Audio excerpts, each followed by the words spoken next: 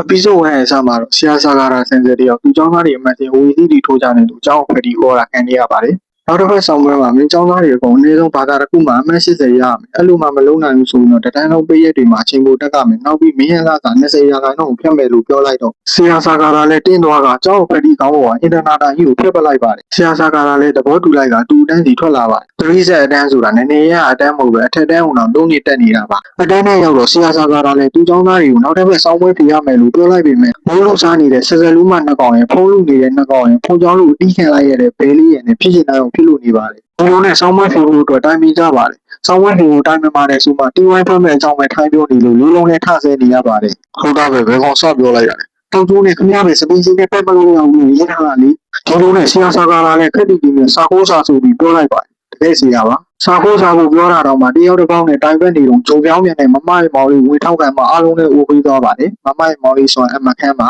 ဒီလိုနဲ့စာခိုးစာကိုတိုင်ပင်ကြပါတယ်ဆန်ဆန်ဆောင်းမကြီးကတူကောင်းကြောက်ခဲနဲ့ရိုက်ထားလိုက်မယ်စာကာရာဆန်ဆန်နဲ့အကြံပေးတဲ့ကောင်ကြောင့်စိတ်တွေဝါပါတယ်သူတို့စာခိုးကြရင်တော့အရေးကြီးတဲ့အရာတခုကိုမေးနေပါတယ်အဲ့ဒါကတော့မေးခွန်းတွေမသိတာပါမေးခွန်းတွေကခမရအဖေပေးမှလားဒါနဲ့ပဲအမှန်တကယ်စာလုံးရပါတော့မယ်ဘာသာတစ်ခုမှာအမှတ်80ရရမှာဆိုတော့စာလုံးကိုဘာသာတစ်ခုကိုရွေးချယ်ရတော့မှာပါအဲ့ဒီအချိန်မှာပဲလင်းလုံးက NC နဲ့ NC ဖြေလို့ရတယ်အင်္ဂလိပ်စာလုံးမယ်လို့ထပြောပါတယ်ဒီလိုနဲ့ပဲစာလုံးကြပါစာလုံးတော်မှာခဏရှိသေးတယ်အားလုံးကကောကြောင်လိုစေးကြောင်လိုဖြစ်နေပါဆရာစာကာရာရဲ့သူ့ရဲ့အထူးနဲ့ကိုခေါ်လိုက်က SI ကူတာနီဆိုပြီးကုလိုက်ရတဲ့ကောင်တော့ဤစိတ်သွားမှာပါဒီလိုနဲ့ပဲစောင်းမွေးရဲကိုရောက်လာပါပြီထင်းတဲ့အတိုင်း NC တွေပါစောစောဆွာကျိုးနဲ့မဲမိုးတွေကဘာတွေလဲဟာတူတယ်မတူစောင်းမွေးပြီးတော့လင်းလုံးနဲ့အတန်းသားတွေဝိုင်းကျုံတာခံရပါတယ်ဒီချိန်မှာပဲကျောင်းခရီးရောက်လာကလားလောင်တာပေါ့ဆရာစာကာရာလည်းတင်းတော့ကထိုးလိုက်ပါတယ်နန်ကြီးကိုပါအပေါ်ကဆိုင်းဘုတ်လေးကွာကြလာပြီးလှုပ်ဝက်ကင်မရာလည်းထွက်ကြလာပါတယ်ဒီတော့ကျောင်းကြီးလည်းဘာသက်တရှိလို့လဲဆိုတာဖိမိတ်ညင်းပါတော့တယ်ဒီအချိန်မှာပဲဘုံဘွဲဝင်ရောက်လာပြီးတက်တီပြလိုက်တော့ကျောင်းခရီးလည်းညင်းလို့မရတော့ပါဘူးဘုံဘွဲဝင်လည်းတန်းလုံးအချိန်ပုံမတက်ကအောင်စာကာရာဆန်ဆဲရဲ့လာစာကိုလည်းမပြတ်ဘူးလို့ပြောလိုက်တော့အားလုံးပြောသွားကြပါဆရာစာကာရာလည်းသူ့ရဲ့လာစာ10ရာခိုင်နှုန်းတိုးပေးရမယ်လို့ပြောတော့သူပဲအကျွေးတာခံလိုက်ရပြီးepisode 1လည်းပြီးဆုံးသွားပါတယ်ဒီလိုအားပေးတဲ့အတွက်အားလုံးကျေးဇူးတင်ပါတယ်ခင်ဗျာနောက်ပိုင်းနဲ့တူပြန်လာခဲ့ပါ